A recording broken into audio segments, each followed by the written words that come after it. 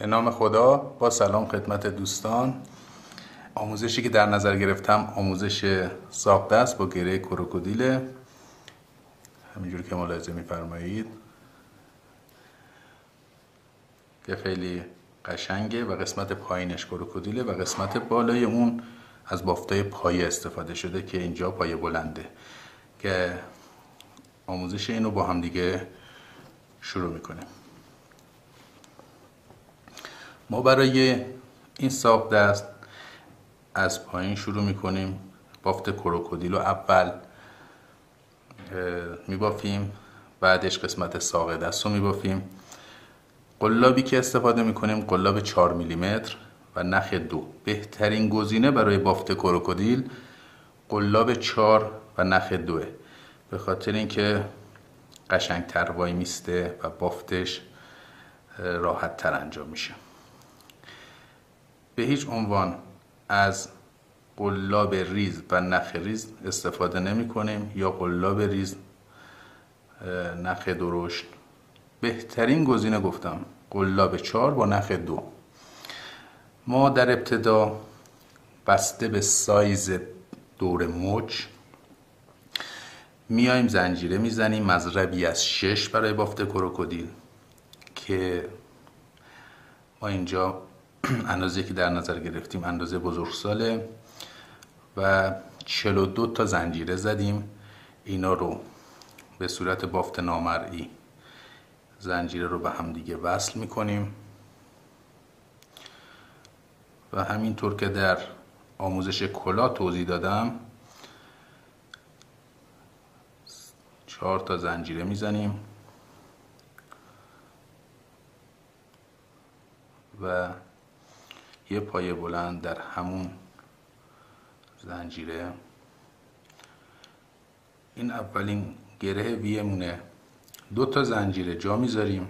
در زنجیره سوم یه پایه بلند،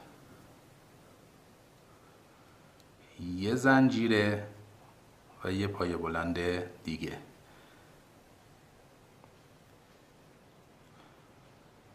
همینجوری تا انتهای کار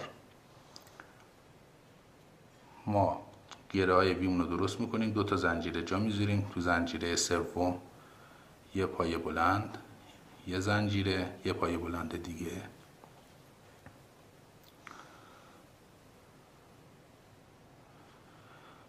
برای 42 تا زنجیره ای که زدیم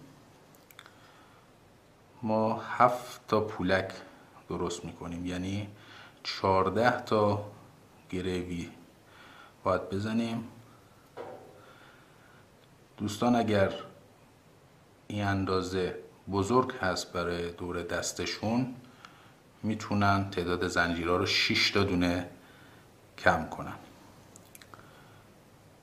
و عملا یه پولک کمتر میشه، تبدیل به 6 تا پولک میشه، یعنی در واقع 36 تا زنجیره باید بزنم. البته مشابه همین ساق دستی که آموزش میدم ساق پاشم میتونیم درست کنیم. خب مسلما وقتی خواسته باشیم ساق پا درست کنیم باید که روی کفش قرار میگیره قسمت کروکودیلش، که باید خب مسلما زنجیره بیشتری بزنیم چون سایز بزرگتری رو مد نظر قرار میدیم. و اول قسمت از پایین شروع میکنیم. قسمت بافت کروکودیلو که به صورت گرد بافته میشه و مضربی از 6 هست و میبافیم. بعد از اینکه 7 ردیف پولک بافته شد، یعنی 14 رج، یه رج پایه ویمون، یه رج پولک، 7 ردیف پایه وی، 7 ردیف پولک، 14 رج باید ببافیم. بعداً قسمت ساقو با بافتای پایه که بهترینش بافت پایه بلنده برای این کار. و در انتهای کار که با کارمون تموم شد میتونیم قسمت بالای کار رو برای ساق پا از کشباف استفاده کنیم و برای ساق دست از گره تزئینی یا پیکوت استفاده بکنیم. به همین شکل ملاحظه میکنید که من الان دارم گره های ویمو روی زنجیره پایمون میزنم که در واقع 14 تا گره ویمون آماده بشه. بریم سراغ بافت پولک هامون.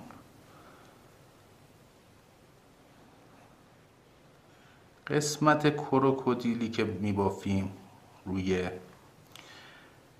خود دست قرار میگیره و ساق دست که با بافت پای بلند میبافیم روی مچ دست به بالا قرار میگیره و به راحتی میتونید شما نسبت به اندازه دور دستتون تعداد زنجیرهایی که باید بزنید و تعداد پولکاتون رو انتخاب کنید با یه اندازه گیری ساده که اگر شما از قلاب 4 و نخ 2 استفاده بکنید، خب اینجا که ملاحظه می‌فرمایید که آخرین گریبمون رو بافتیم، به سومین زنجیره از 4 تا زنجیره اولی با بافت نامری وصل میزنیم. این الان آماده که ما پولکامون رو ببافیم تقریبا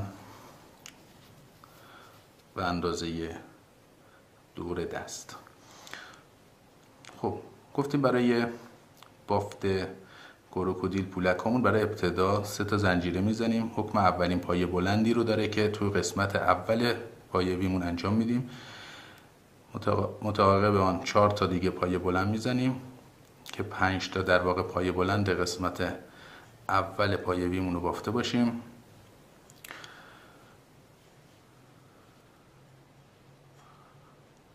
گفتیم برای اینکه از یک طرف پایه وی بخوایم بریم طرف پایه بعدی حتما یه زنجیره میزنیم، میریم پایه دوم ویمون رو 5 تا دیگه پایه بلند میبافیم.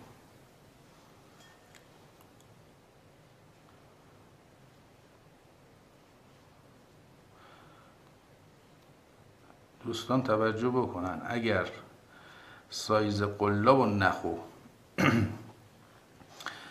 اشتباه انتخاب کنن اصلا بافت اون زیبایی لازم رو نخواهد داشت. اینو حتما توجه بفرمایید.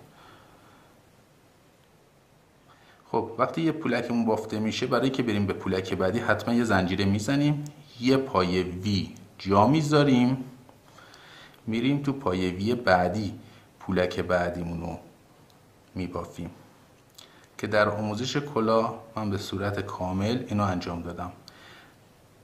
این قسمت کار گره کروکودیل به صورت گرد در بافت گرد مضربی از 6 و پایه‌مون رو میزنیم. به همین شکل ادامه میدیم تا انتهای کار که دوباره بعد از اینکه یه ردیف پایه وی بافتیم، یه ردیف هم پولک بافتیم،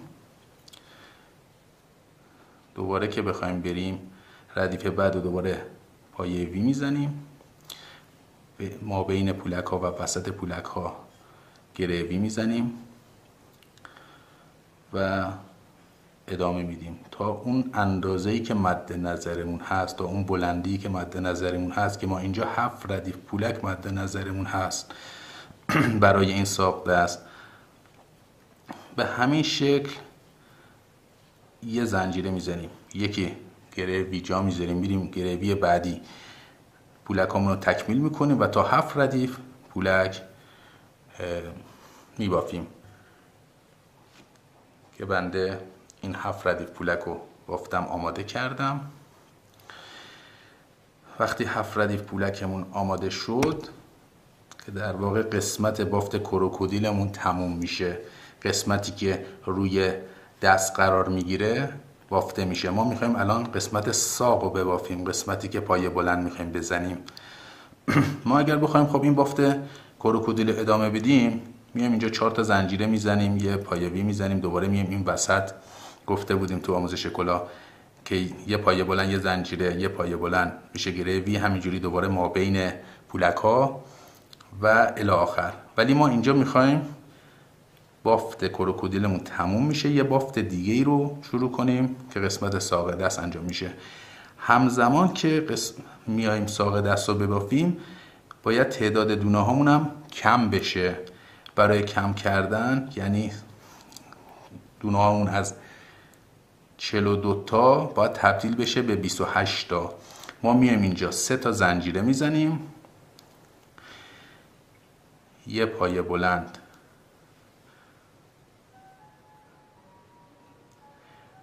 ما بین پولکمون یه پایه بلند میزنیم، دیگه وی نمی کنیم، یعنی دیگه زنجیره رو نمیزنیم، بلا فاصله یه پایه بلند دیگه میزنیم. پس عملا ما چیکار کردیم؟ ما اومدیم زنجیره ها رو حذف کردیم، زنجیره ما بین پایه بلندامون. در واقع رو تمام ما بین پولک ها و وسط پولک هامون رو 2 تا پایه بلند میزنیم. پس ما میایم چیکار میکنیم؟ ما بین پولک ها و وسط پولک هامون رو 2 تا زنجیره میزنیم. در واقع ما اون زنجیره ها رو که حذف کنیم تعداد پایه هامون تبدیل میشه به 28 پایه. همینجوری ادامه میدیم. این میشه ردیف اول، رج اول ساق دستمون از بالای بافت کروکودیلمون که میخوایم قسمت روی ساق دست رو ببافیم. گفتیم دیگه چی؟ زنجیره رو حذف میکنیم. عملا ما داریم یه جور دونه هامون رو کم میکنیم.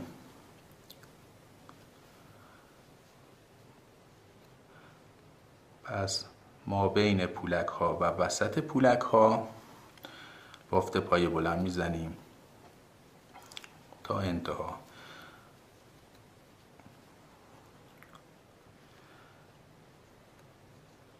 همینجوری پایه بلندامون رو میزنیم تا کارمون تکمیل بشه، رجمون تکمیل بشه. اون قسمت پایینش که بافت کروکودیله مانند همون کلاه بافت گرد میبافیم که هم میتونید مراجعه بکنید به آموزش‌های کلاه تو همین کانال و یاد بگیرید. پس ما میایم این بافت رو به این صورت که 28 تا پایه بلند هست ما بین پولک ها و وسط پولک ها میزنیم، تکمیل میشه.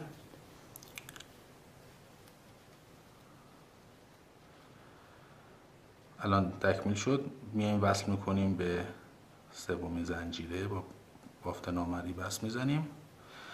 حالا 2 رج دیگه همین 28 پایه بلند رو تو خود پایه ها میبافیم. شروع کار با 3 تا زنجیره، بافت پایه بلند. گفتم من فعلا این آموزشایی که میذارم بنا رو برای میذاریم که شما دوستان و سروران گرامی بافتای پایه رو بلدید، پایه بلند، پایه کوتاه، اینا رو بلد هستید.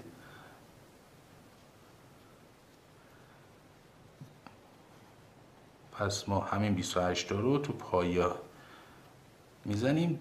کلن 3 رج 28 تایی پایه بلند باید درست کنیم. رج 4مش رو دوباره باید دونه کم کنیم، به خاطر اینکه تو مچ دست یک گودی هست که کوچکتر از قسمت‌های دیگه ساق دسته. پس ما این 28 تا رو که بافتیم 3 رج، همینجوری 3 رج میبافیم. بعدش باید دونه کم کنیم. چند تا دونه باید کم کنیم؟ 4 تا دونه باید کم کنیم. وقتی بعد از 3 رج باید 4 تا دونه کم کنیم که در واقع تعداد دونه هامون رو دوباره از 28 تا تبدیل میکنیم به 24 تا. حالا ما فعلا این 3 رج 28 تایی رو میبافیم.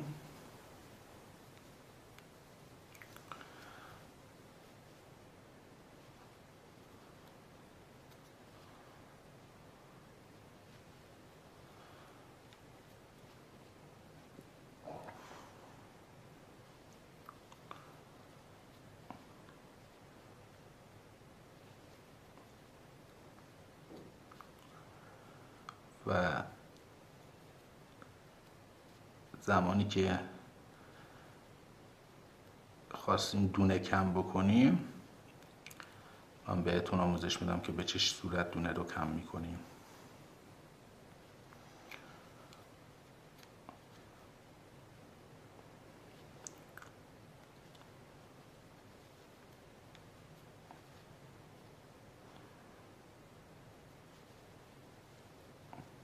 ما الان رج دوم پایه بلندمون رو داریم میزنیم. رج اول رو خود پولکامون خورد و وسط پولکامون، رج دوم رو همون پایه بلندای قبلی میخوره.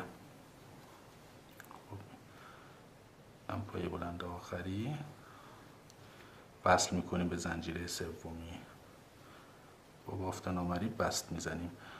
خب ملاحظه میفرمایید که ما الان دو رج رو بافتیم. یه رج روی پولکا خورده، رج دوم. یه رج دیگه هم یعنی 3 رج شما پایه بلند میزنید 28 تایی، در رج چهارم شما 28 تا رو تبدیل میکنید به 24 تا. به این صورت کم کردن و الان من بهتون میگم. 3 تا زنجیره میزنیم، ما 4 تا پایه بلند رو میبافیم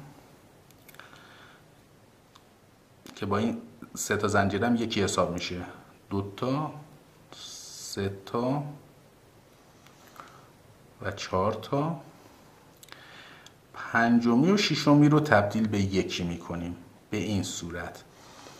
نخ با قلاب میگیریم، از تو زنجیره رد میکنیم، نخ دوباره میکشیم میایم بالا، 2 تا حلقه رو رد میکنیم، این 2 تا رو نگه میداریم دیگه. بافت پایه بلندمون رو تکمیل نمیکنیم. دوباره نخ با قلاب میگیریم میاریم تو دونه بعدی، نخ با قلاب میگیریم میاریم. این دفعه این بافت رو میخوایم تکمیل بکنیم. قسمت بالای کار 3 تا حلقه میمونه، این 3 تا حلقه رو با هم میگیریم. اینجا دونه ما 2 تا تبدیل به یکی میشه تو رج بعدی. به همین شکل 4 تا دیگه پایه بلند میبافیم. 1 2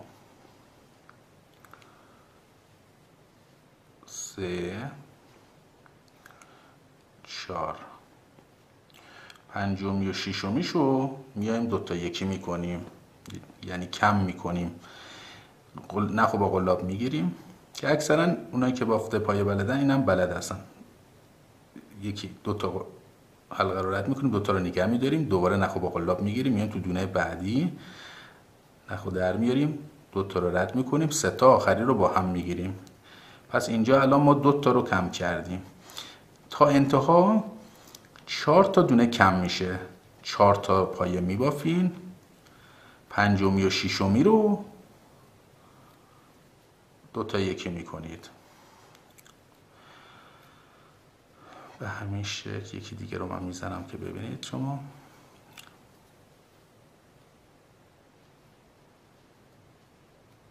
الان اینجا میخوام کم کنیم. پنجمی و ششمی نخو میگیریم، 2 تا رو رد میکنیم، 2 تا رو نگه میداریم، دوباره نخو میگیریم، بافتمون رو ادامه میدیم تکمیل بشه، 3 تا حلقه آخری رو با هم میگیریم. و همین شکل تا انتها 4 دفعه که کم کنید تعداد پایه بلندامون از 28 تا تبدیل میشه به 24 تا که من اینجا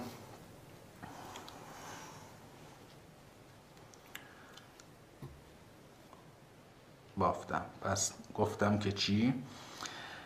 وقتی بافت کروکودیلمون تموم شد 3 رج 28 تایی میبافیم، یعنی ما بین پولکا و وسط پولکا رج دوم روی همون پایا، رج سوم هم 28 تایی. از رج چهارم دونه کم میکنیم. وقتی دونمون کم شد تعداد دونه‌مون شد 24 تا، ما 9 رج 24 تایی میبافیم که اینجا بافتیم 1 2 3 4 5 6 7 8 9 رج. 9 رج 24 تایی بافتیم.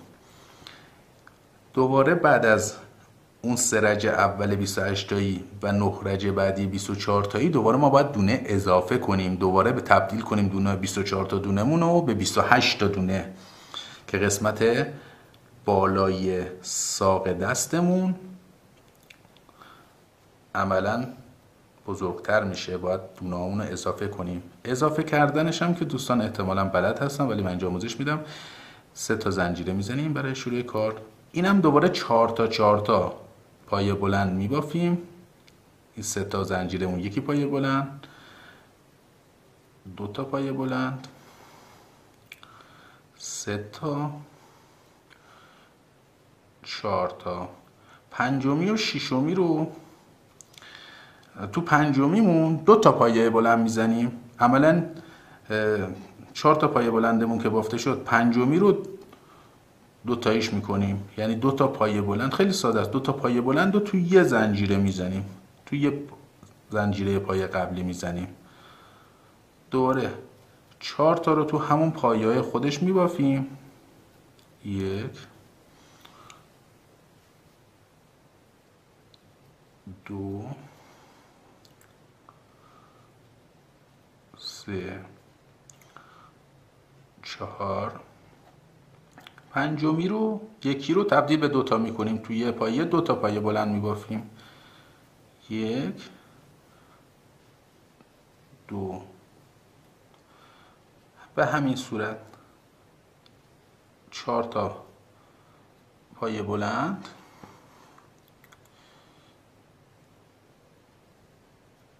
2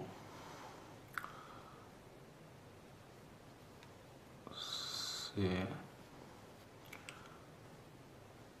4. پنجمی رو 2 تا پایه تو یکی میبافیم. پس اینجا تو این ساخت است هم کم کردن داشتیم، هم کم کردن پایه بلند داشتیم، هم اضافه کردنش، که البته یک سری ویدیو آموزشی من در نظر گرفتم که برای دوستانی که میخوان از ابتدا قلاب بافی رو شروع بکنن، بافتای پایه رو از اول، که سعی میکنم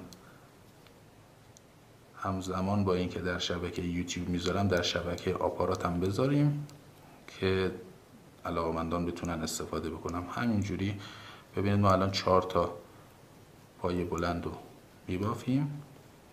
پنجمی رو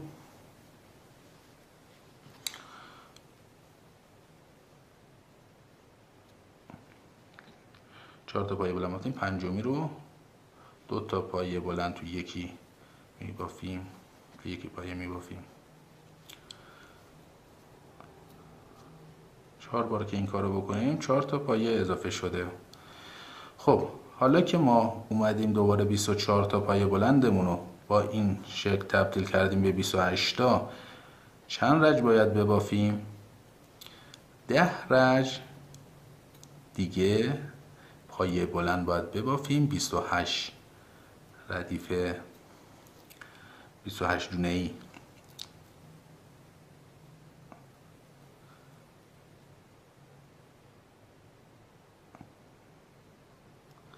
هم توسط بافت نامرئی بس میزنیم. خب ملاحظه میفرمایید که ما تعداد دونه‌هامون از 24 تا تبدیل شد به 28 تا.